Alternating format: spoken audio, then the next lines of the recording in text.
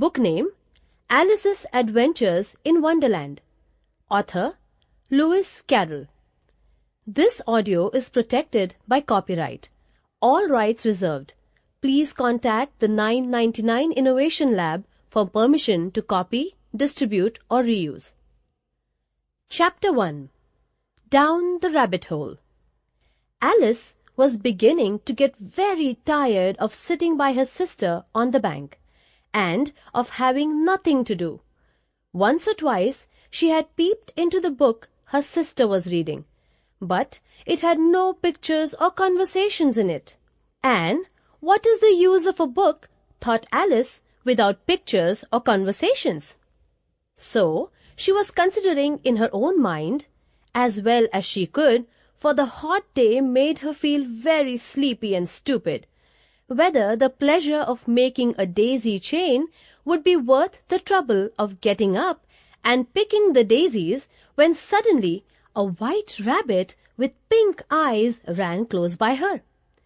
There was nothing so very remarkable in that, nor did Alice think it was so very much out of the way to hear the rabbit say to itself, "Oh dear, I shall be too late."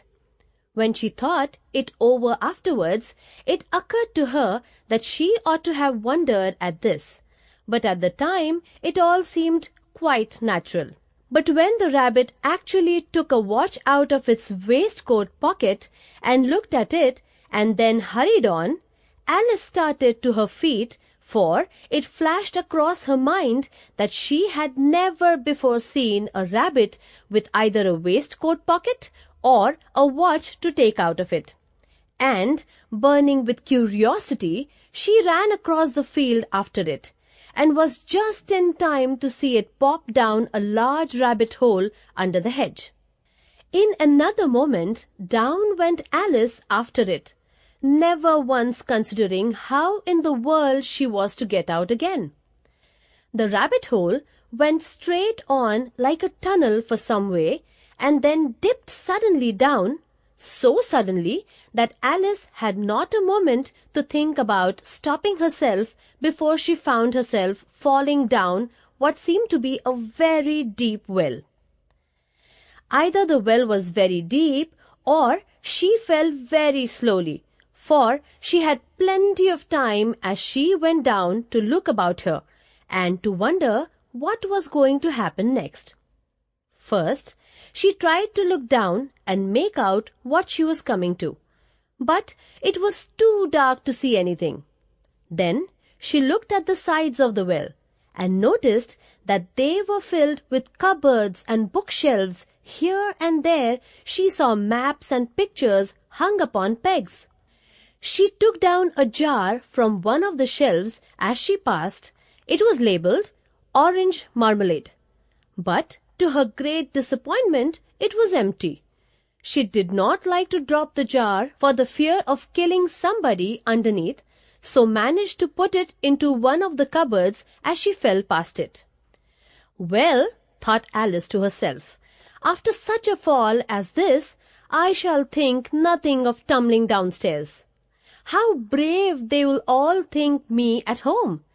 Why, I wouldn't say anything about it, even if I fell off the top of the house," which was very likely true. Down, down, down. Would the fall never come to an end? "I wonder how many miles I have fallen by this time," she said aloud. "I must be getting somewhere near the center of the earth. Let me see. That would be 4,000 miles down, I think. For, you see, Alice had learned several things of this sort in her lessons in the schoolroom, and though this was not a very good opportunity for showing off her knowledge, as there was no one to listen to her, still it was good practice to say it over. "Yes, that's about the right distance. But then I wonder what latitude or longitude I have got to."